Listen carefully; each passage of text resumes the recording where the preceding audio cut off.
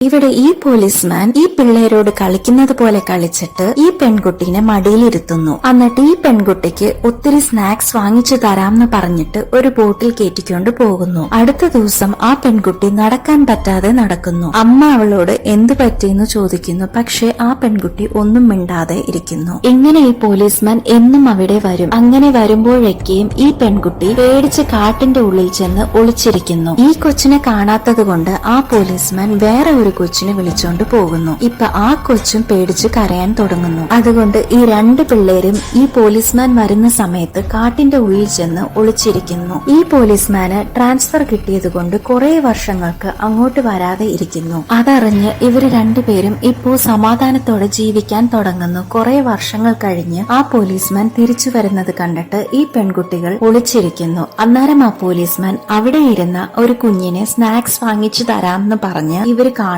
എന്നിട്ട് ഒരു പെൺകുട്ടി അവനറിയാതെ അവന്റെ പുറകെ ഫോളോ ചെയ്ത് ചെന്നിട്ട് അവളുടെ തലയിൽ കുത്തിയിരുന്ന ഒരു ക്ലിപ്പ് എടുത്ത് അവന്റെ കഴുത്തേൽ കുത്തി അവനെ മർഡർ ചെയ്യുന്നു.